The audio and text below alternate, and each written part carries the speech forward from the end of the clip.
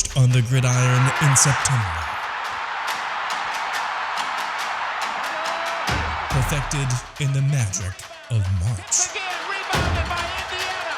The game is over. For the fans who love the crunch of the pads, prefer a dunk, Oh, he just shook the gravity. and expect nothing but the best. It's Bigger Ten. Here's Steve Dace. And greetings. Welcome to this week's episode of Bigger Ten. I'm Steve Dace alongside my co-host and absolutely never partner, Aaron McIntyre. Aaron, this is a big week on the show. This will be the final Bigger Ten this year before the football season begins. By the time you and I do this again for Bigger Ten, we'll have had Big Ten Media Football Days, and that's essentially the kickoff of the season. Fall camps open in just over a week after that, and so we are off, ready to go. I know you already have the countdown to the NFL Hall of Fame game active and ongoing. Let's see, it's 2 weeks from tomorrow. There you go. NFL training camps are opening today as of when you and I are recording this. So not that we want to wish the summer away every single year, but it is the most wonderful time of the year, brother, and it's almost here. It is indeed, yeah. I'm pretty much through the college football preview magazines that I have. I've started listening. I took a pretty long siesta from sports talk radio and podcasts, but now I'm starting to work those into downtime. So, it's really here. And to that end, I thought we would do something new this year. I have done this in my college football preview every year, like an ultimate road trip kind of a thing, but I've never done it specifically just for the Big Ten. And so I thought it might be fun if you and I combed through the schedule and each week we did our own Big Ten, ultimate Big Ten road trip. Now, there's some ground rules. It's got to obviously be a game with a Big Ten team involved, and that includes non-conference road games. You can only visit a stadium one time a year, but you can see a team up to 3 times a year. All right? And so those are the ground rules. Before we go, we unveil our picks. How hard was it for you to do this with those rules? Extremely. I mean, there are so Because many. you can just pick the Hawkeyes every week. Yeah, there are so many weeks on the schedule this year that are actually kind of clunkers. Just a lot of clunkers until you get late into the season, and so it was pretty difficult to do this. I might have fudged on stipulation number 2, the same stadium twice, but we won't talk about that. I'll just pretend I didn't see it if and when it were to pop up on the screen. All right, so let us begin. We're going to start with week 1 because there are no Big Ten games in week 0 this year. So my Big Ten week 1 game, let's just get it right out of the way. I'm going to Minneapolis. It's that Thursday night game, Nebraska at Minnesota to kick it off. You'll have Joel Klatt there and the main Fox crew that does such a fantastic job. And it's, what do we got with Matt Rule as head coach? The trend line with Matt Rule has been his teams aren't good year 1 and make a big jump in year 2. We've seen this everywhere he's been, at least in college. We didn't see it in the pros, but everywhere he's been in college.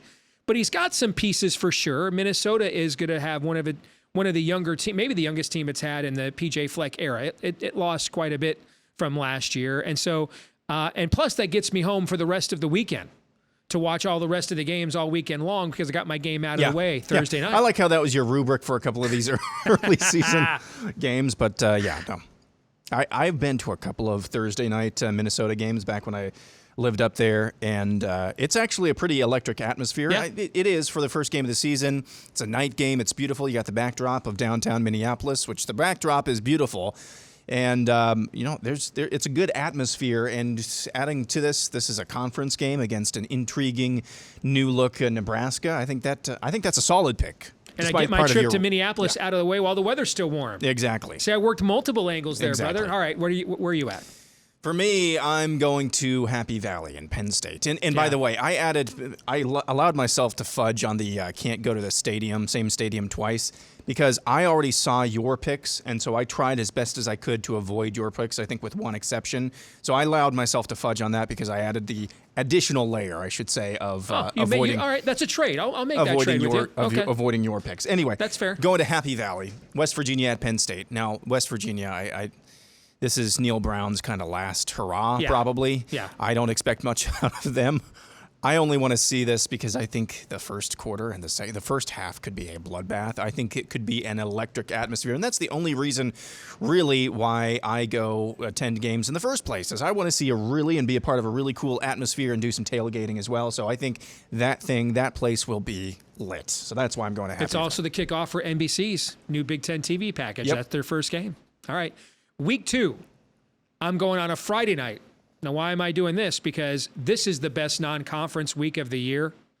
So many great non-conference games, from Texas, Alabama. I mean, there's a ton of great non-conference games. So I want to be home Saturday to see those. And I also think this is a very intriguing game. Illinois and Kansas, Friday night in Lawrence. Bottom feeders in their conferences, especially Illinois, for the better part of the last decade plus. And they both had breakthrough seasons last year. Illinois should have been in the Big Ten championship game. It was the best team in the West all season long, just hit a slump at the worst time. And then Kansas, of course, came out of nowhere, was ranked in got up to like 16th or 17th in the AP poll with the way it started the year. And then its starting quarterback, Jalen Daniels, got hurt. And it still, though, made a bowl game. Probably should have beat Arkansas in that Liberty Bowl. I believe it was like 81-80 or something. And so contrast of programs here. Brett Bielema has built Illinois' program in the image of what he inherited from Barry Alvarez at Wisconsin, what he tried to do in the SEC at Arkansas. So they're going to want to play in a phone booth. Kansas plays this wide open. There's basketball on grass, and then there's a way that Kansas plays it, which is essentially 40 minutes of hell, football style, just pressing up and down the field. Last one with the ball wins. I think it'll be a fascinating matchup, and I think it's worth the trip, and it gets me home Saturday for the best non-conference slate of TV games all year long. There it is again. But no, that will be a really fun game. Kind of like you said, disparate styles, and I assume under the lights as well. It will be under the lights, so no, that'll be a fun game, and not many opportunities over the past decade plus for there to be a great atmosphere in Lawrence. So that'll be fun. No, this one's obvious for me. Sure. Iowa State. I've been to one Cy-Hawk football game in my life, but that was at Iowa. That was in Matt Campbell's first year when the Hawkeyes absolutely trounced Iowa State.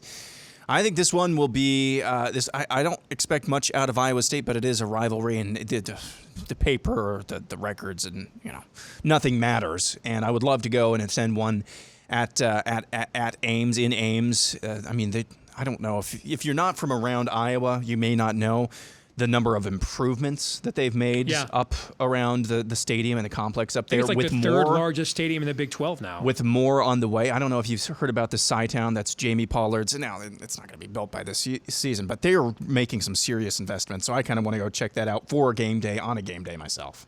The other thing you get when the Cy-Hawk game is in Ames, because of how the proximity of Des Moines to Ames, and Des Moines kind of a 50-50 Cy-Hawk town now, is you're going to get 30 to 50,000 Hawkeye fans that don't have tickets that are going to be up in Ames. Mm-hmm. And they'll be up there tailgating and everything else. I mean, that atmosphere for that game, regardless of where it's played, but especially when it's at Iowa State, because you get that spillover crowd of people to just come up to tailgate in Des Moines, that is quite the scene. Not a bad call at all. All right, for week 3, the opportunity presented itself to see those beautiful baby blues that North Carolina wears in those home jerseys. I had to go for it. And it's also, again, kind of an interesting game. These are two programs that have come close in recent years to kind of knocking on the door of taking the next step. Minnesota getting to the Big Ten championship, North Carolina winning the ACC. Haven't quite been able to do it. They're also completely contrasting brands of football. North Carolina is going to throw the ball all over the yard with Drake May. Minnesota is going to run the ball about 60% of snaps.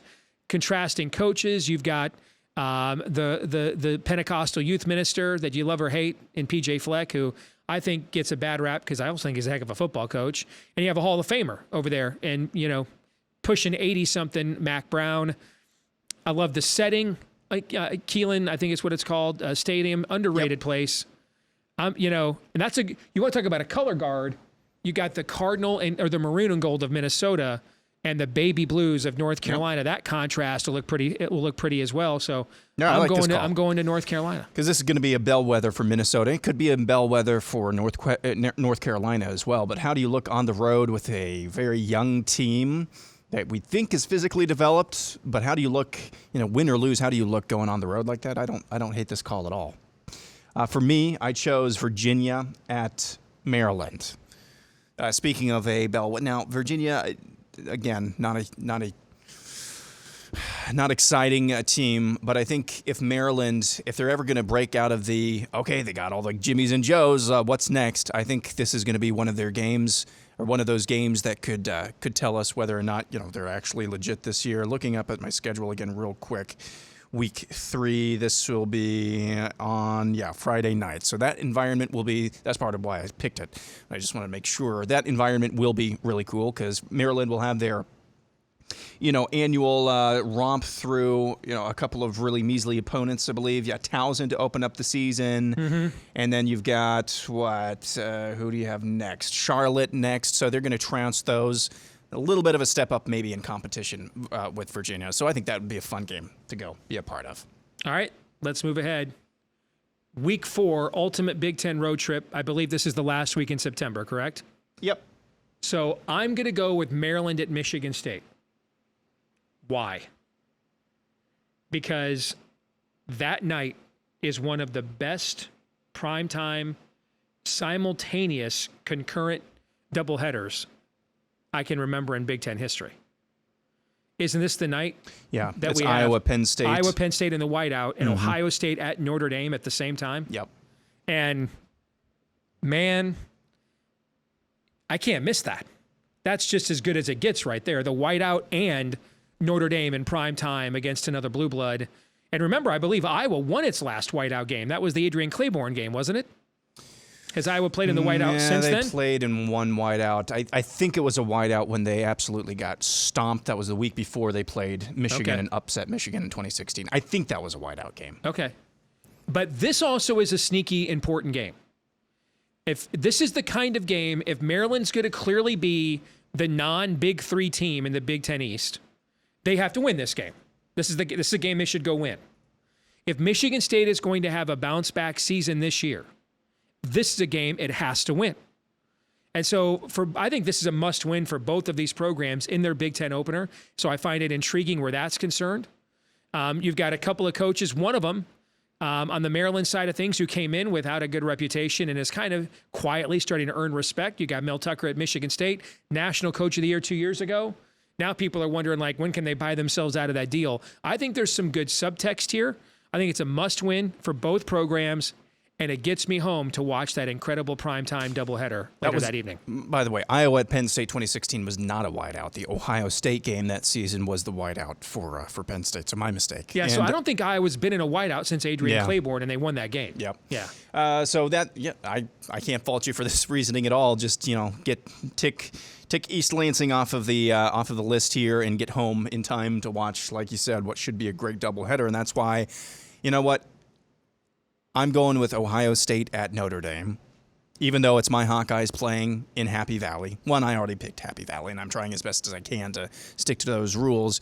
But there's only so many cracks at this. Now, Notre Dame will join the league, but you don't know that for sure. I think just the opportunity, free tickets to Happy Valley to maybe probably watch your Hawkeyes get maybe trounced. I don't think that'll happen, but probably beat on a national stage, or go cheer for or just watch a game between two blue bloods in an opportunity that doesn't always pop up. I'm probably going to go with Notre Dame, and I'd love to see that stadium as well. The grass, it's an incredible place to watch a game, and I know they don't have natural grass anymore, but if they did back in the day, before they put the field turf in there, if Lou Holtz, this was the Lou Holtz era, the grass at Notre Dame would be so high, you'd see dandelions, okay, to try to slow down those Ohio State receivers. But you can't go wrong with that setting there in South Bend. It's incredible. All right, week 5, Michigan at Nebraska. This was an underrated game 2 years ago. Michigan played in here, and it looks like this is going to be a night game. And Jim Harbaugh said this was, when Michigan played here 2 years ago in a night game in Lincoln, Jim Harbaugh said this was the best night game experience as a coach he's ever had, college or pro, was what that experience was like. And that was a great game to watch. Yes, it was. And Nebraska, God bless them, under Scott Frost, made every mistake possible so we could win it So I appreciate that. All right. And now we're 4 weeks in, and this would be about the period of time that at Matt Rule, you're halfway, getting close to the halfway point of the year. You're putting your imprint on the program. It's Michigan's first road game of the year. Frankly, it's Michigan's first game of the year against a team that probably has any realistic expectation of playing in a postseason game, even if it's just, a 6-6 bowl game. So I think there's a lot of intrigue here, and it's not a great week of games, but you still have two all-time brands. And so it just sounds like it should be a great game, Michigan, Nebraska. Yeah, so this was the one that I was going to pick because it was the obvious one, because it's the only one that really matters on the schedule that week. And along those lines, just despite how terrible that schedule is, I'm going Wagner. Wagner at Rutgers. If for no other reason than to figure out what the heck a Wagner is. The Wi-Fi is good in the stadium. You'll be in there on your phone watching the other games. Do you spin a Wagner? Do you cook a Wagner? Do you eat Wagner? You can fry it. You can saute it. You can boil it, broil it. Yes. What is a Wagner, and why are they playing at Rutgers? That's my pick for week 5. I love the stadium pick of no one in the stadium that you chose as well. That's great. Wagner. Well done. Wagner. All right, week 6. I went Howard at Northwestern, brother. Why? Because I legit think this might be your only chance to know for sure you're going to see Northwestern win a game this year. Yep. Furthermore, I think it's your only chance to know for sure that you're going to see Northwestern win a game on this continent again. Because they didn't do it last year, Aaron. And given what's going on in that program right now, I'm not so sure they're doing much of that this year. Okay? So only so many opportunities.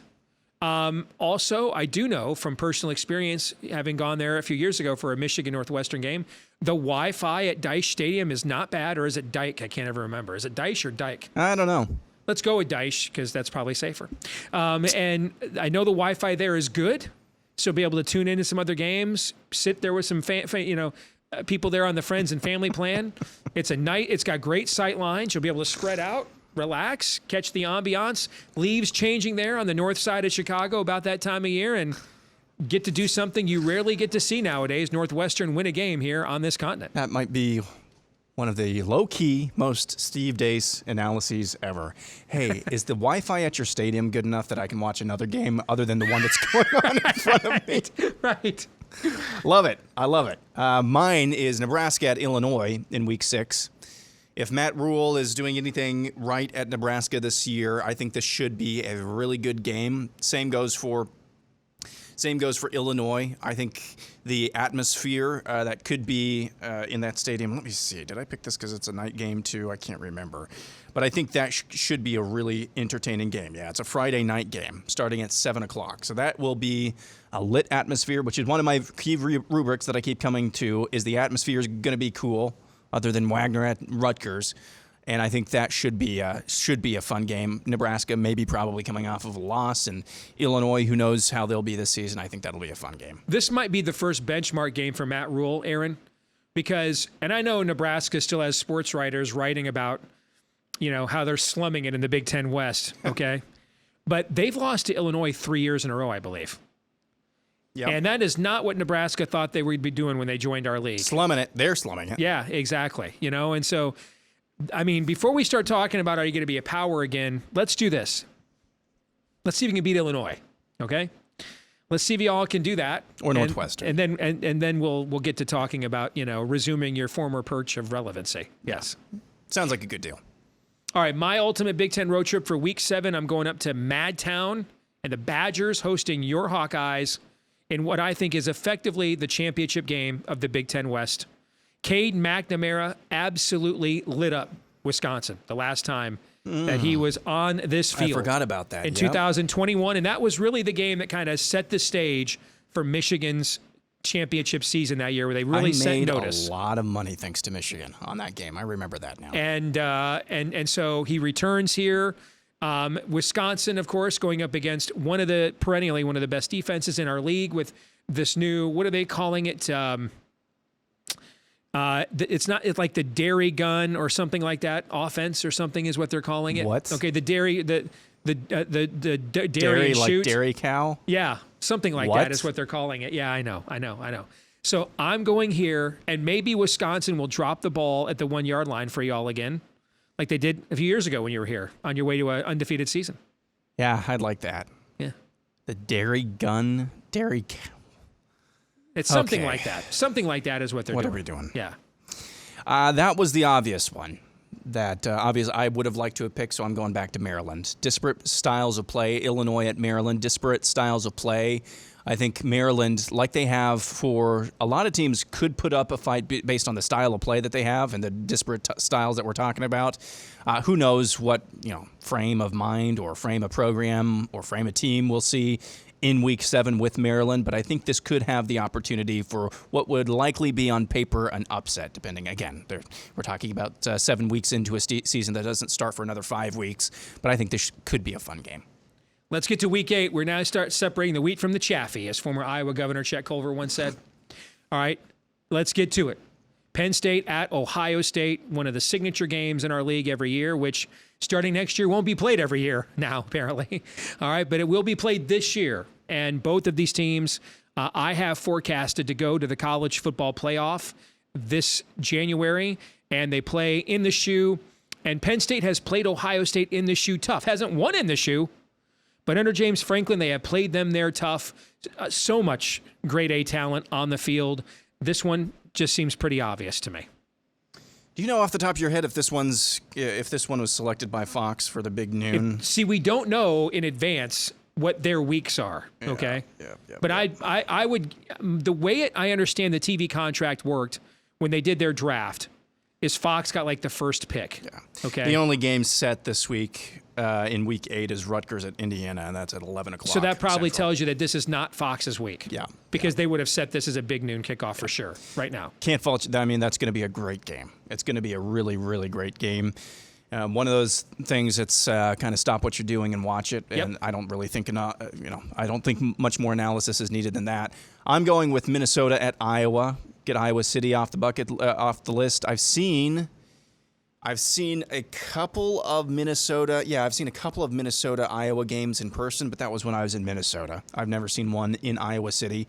Trying to beat Minnesota, I think for the 6th year in a row. Ferentz has just freaking owned them, man, for 20 years. Yeah. So I think this one would be a lot of fun to be at, and again, regardless, it's a trophy game. Want to see the pig, all the pageantry. Give me that. I'll take Minnesota at Iowa in Week 8. All right, Week 9. I'm going right back to Madtown. You want to talk about get yourself up off the mat quick if you're Ohio State? You go right to Wisconsin in what looks like it will be a night game against your former defensive coordinator, former Buckeye standout Luke Fickell, coming off you assume will be a physical slugfest the previous week against Penn State. No time to lick your wounds, get refocused whatsoever, man. You take one of the toughest road trips in our league the very next week. So I want to be there for that. Ohio State at Wisconsin. Could you see Sunday after Thanksgiving, could you look back and see a scenario where this might be one of the top 2 or 3 games of the entire conference season in the Big Ten? Meaning if Wisconsin pulls the upset and therefore the dominoes that fall from that point forward? Yeah, absolutely. Yeah. Yeah, I could see that as well. So, yeah. Don't ask me to explain this one. Week 9, Michigan State at Minnesota. There was nothing else. You want to see Gophers twice in a row? Yeah, And I like how for this one now to dig Minnesota, you picked a shot at their stadium with almost nobody in it. I liked it. Basically, whatever says it's royalty free on Google Images, which is a lot of these types of shots. Right. Okay. So I mean, I guess if you're Minnesota, this could be another game where it's can you take care of business against a team which we think you should be able to handle in Michigan State. So there might be some intrigue there, but there's, again, slim pickens. There is an angle here. Minnesota went to East Lansing and just took Michigan State's manhood. That's true. From I them forgot last about year. that. Mm-hmm. Wasn't that manhood. Ethan Kaliak-Menace's first game? Yes, and I mean they just curb stomped them in their own crib. So this is kind of a pride game for Michigan State for sure. All right, now we're into November, and it's championship time. One of the absolute. So we just talked about the letdown game for Ohio State coming off of Penn State. You got to go to Madtown after that. This is one of the biggest look-ahead spots in our conference all year long. The week before, Penn State hosts Michigan in the whiteout on the road at Maryland.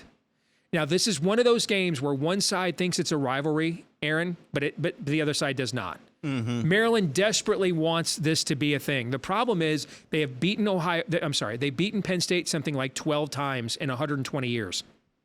I mean, Penn State has just owned them. And even like over the last decade plus, these games are just not even close. I mean, Penn State's just housing them every year. Remember the Friday night game they played a couple of years ago, and all of the sharps were on Maryland. Remember that? And it was like 28-0 Penn State in the first quarter. Yeah. They freaking own these guys, all right? And so, but man, I don't know how you avoid this being some form of a look-ahead spot. And so for that reason, I've got Penn State at Maryland as my pick for Week 10.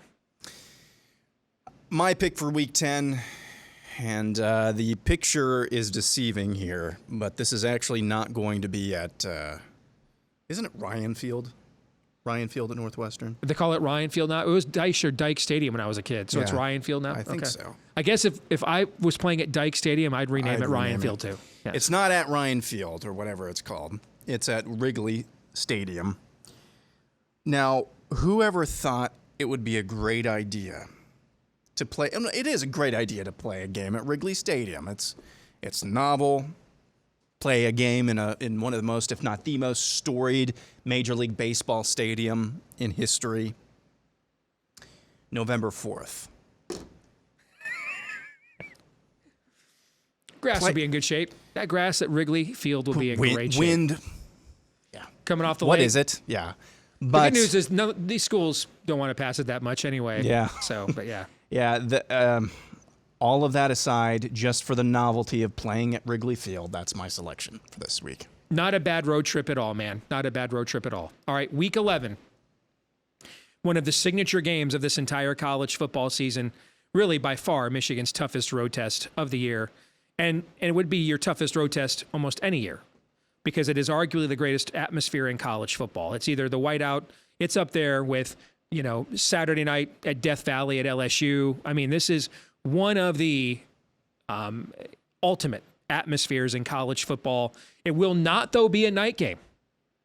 It will not be a night game. It's already been pegged for a big noon kickoff, and Michigan is very, very happy to see that. The last time they got to play Penn State at 11 a.m. Central Time, they went in there in 2021, and Cade McNamara led the last second drive to win that football game. Nevertheless, though, Michigan, you want to talk about taking their manhood.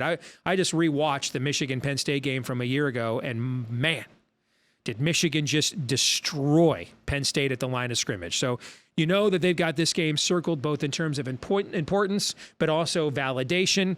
So much A-list talent on the field for this game. Couldn't miss it, man. So Michigan at the erector set there in Happy Valley. Here are the other games this week. Again, this is Week 11, so that's November 7th through the 13th. Rutgers at Iowa, Indiana at Illinois, Minnesota at Purdue, Northwestern at Wisconsin, Michigan State at Ohio State, and then one more, which is my selection because apparently I can't get enough Maryland. Maryland at Nebraska. That's the only other game that week that really has any intrigue to me. Kind of, we think maybe similar styles in play here. It could be a high-scoring game, but then again, we're in the middle of November, so I'm not sure about that. I'm more curious about Nebraska than anything, and I got to get them on the list, so that's my pick for this week. And that's about the time of year we're going to know. I mean, Michigan at Penn State would be the pick. I'm trying to be a little different here, but yeah, that's going to be like finish what you're saying. I think that's going to be about the time of year we're going to know if Matt Rule has any chance to break the fact that Nebraska hasn't even been. Guys, Barack Obama was still president the last time Nebraska went to a bowl game, Aaron. Yikes. Yeah. Yikes. Week 12, Illinois at Iowa. Burt goes home to his old stomping grounds where he once told an Iowa State football coach by the name of Jim Wagner, "Thanks for letting me kick your ass the last 4 years." He goes home. This game also could go a long way towards winning the Big Ten West. I think there's a reasonable chance it is Kirk Ferentz's last home game as the Iowa football coach as well. So for those reasons, I am picking this matchup. Illinois at Iowa is my Week 12 pick. Mine is Nebraska at Wisconsin. I think I've hit my Nebraska quota now. Nebraska at Wisconsin. That should be, again, kind of similar reasoning, but that should be a pretty fun game to watch. Again, if, like you said with the last one, if by this time of the year, if Matt Rule has things turned around and Luke Fickell is at minimum treading water in Madison, that could be a decently entertaining game. Add on top of that, late November now. We're getting it into late November. Never know what the backdrop could be there. Could have a few flurries or snowstorms, so that could be fun. All right. Is there any doubt where this is going the climactic week of the trip? It's the game. That's it, man. It's the game. It's the biggest game in college football right now. It's arguably the biggest rivalry in the history of college football. It's the biggest game in the history of our conference. It's one of the most defining events of the sport we all love perennially, regardless of what the current status of either team is. And last year they were both 12-0 heading into this game and made the playoff. So need I say any more? Yep, and this is the only one where I'm like, could have done up the ghost on this one? Yeah, I'm giving up the ghost on this one. This one, obviously, it's probably going to be the only game that matters this weekend. Who knows? The West could always come down to the very end like it has, it seems like, the last couple of seasons. But this one is really the only game nationally of importance, and all the pageantry you just described. Yep, got to go with this one. So that is our ultimate Big Ten road trip for the upcoming season. We'll come back, play our weekly game of Would You Rather when we do next. All right, time, Aaron, to play some Would You Rather. Here we go. Would you rather keep Northwestern in the Big Ten or replace them with somebody else? Obviously replace them. Now, I should be careful with this as an Iowa fan. If you get Northwestern on your schedule, which is not a guarantee anymore, I don't think. No, that's not one of Iowa's protected games.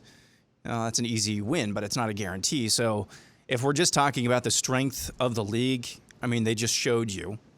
I don't know. Maybe Pat Fitzgerald knew and instigated all of the alleged hazing. I don't know. We'll find that out. I don't know why you would hire and retain a high-powered lawyer if you're completely guilty. It seems like a waste of money to me. But again, I'm not Pat Fitzgerald. Maybe he's just nutso. But it just smacks to me like we talked about last week. It smacks to me like this thing has all the hallmarks of the hoaxes that we have fallen for time and time again. So I'm giving him the benefit of the doubt. In that framework, what Northwestern has shown me is that they don't really care about winning. So why? What's your point, Northwestern? Now, I am not looking forward to the game where people are looking around like at Iowa. Hey, after Kirk Ferentz leaves, first coach bomb, second coach bomb. Hey, what are you doing for us? What are you doing for us? Because that will invariably happen in this new day and age of college football. But that's how I see it right now. Next for you, would you rather play at USC during the day in early September or play at Wisconsin in late November? If for Michigan, I'd rather play at Wisconsin in late November with our style of play. That's the hottest time of year out there in Southern California, right? August to mid to late September. So I'd rather take my chances. Plus, it's a more familiar environment. And let's face it, going back decades, Big Ten teams, by and large, do not have great records, Michigan included, going on the road playing out west. Now, as the years go by and that becomes a more familiar trip, I think that you will see those odds swing the other way. But for now, in terms of the immediate, that is just not a good trip. I mean, I've seen Iowa teams that won Big Ten championships go out and play it out in Arizona at 10:30 at night and look like, a junior high team. I mean, I've seen Michigan and Ohio State teams go out west and get their lunch handed to them. It just has not been traditionally a great regular season trip for teams in our league to make. And we'll have to get used to it starting next year when UCLA and USC come in. All right. All right, for you, would you rather bet Northwestern over 3.5 wins or Georgia under 11 wins? I would rather bet Georgia under 11 wins. You think it is more likely Georgia loses twice than Northwestern wins 4 times? Correct. Okay. The under at DraftKings right now, under 3.5, is juiced to 160, which actually surprises me. I would hammer that. I don't. My Caesars isn't letting me bet Northwestern win total right now. Why not? Otherwise, I'd bet everything I had on Northwestern under. Are they letting you do any win totals? Yes. Weird. Just not Northwestern. Yeah. Weird. That doesn't seem like very much juice for what we're talking about here. So I would rather bet Georgia under 11 wins than Northwestern over 4.5. I would not make either bet, though. Finally, for you, would you rather bet Michigan 35.5 or Wisconsin minus 24.5 in their opening games? And yes, we do have lines for opening games, and we have for a while. And now that we've got just a few weeks until kickoff, I'm going to start asking you some of these.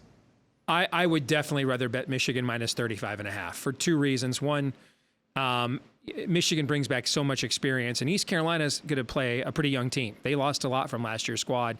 And number two, Harbaugh loves to run it up, man, in these home games in front of the home crowd when he can.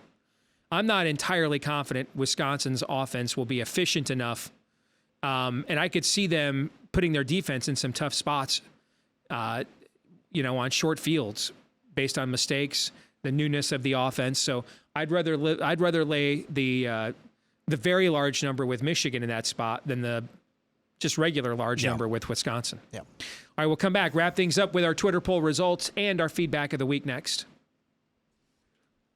All right, this week's Twitter poll results, we asked you, what is the biggest game of the upcoming Big Ten season? 70% of you, not surprising, chose Michigan and Ohio State.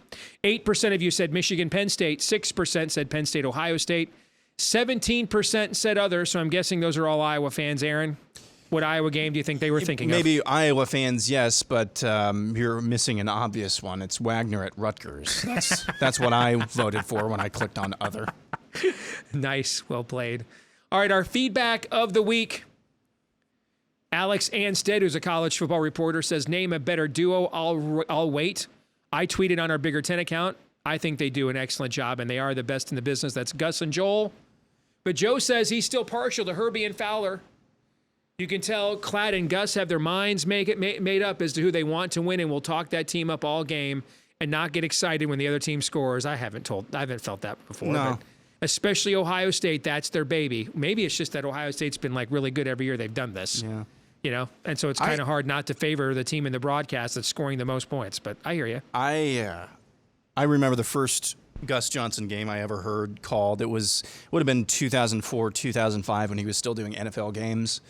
And it was Tampa Bay versus Kansas City, so my Chiefs. And I had the same feeling about him then, just because he was so over the top.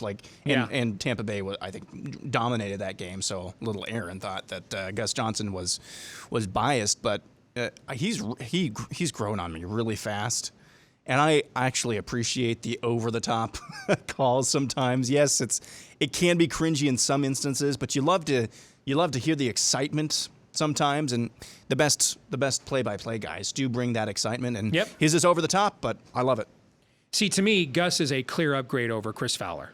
And I loved Chris Fowler for decades at College Game Day. He's okay as a play-by-play guy. To me, Gus is next level. I mean, to me, Gus is the modern-day Brett Musburger. You are looking live. I mean, he brings in the atmosphere. I mean, nobody's Keith Jackson. I mean, he's on Mount Olympus. Okay, he's in another realm. But to me, Gus is clearly better superior to Fowler.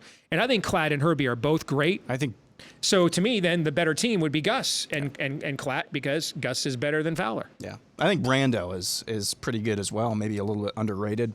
I like hearing his games called. The one guy, and this is from my childhood as well, because I didn't.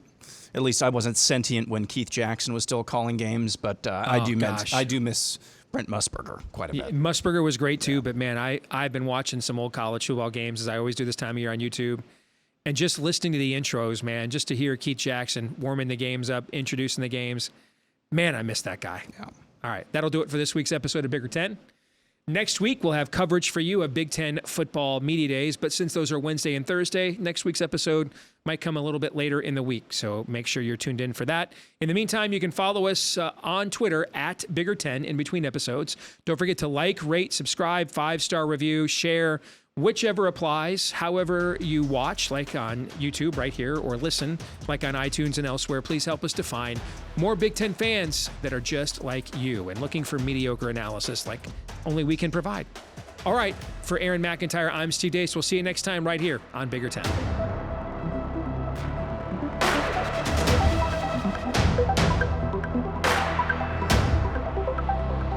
Thank you.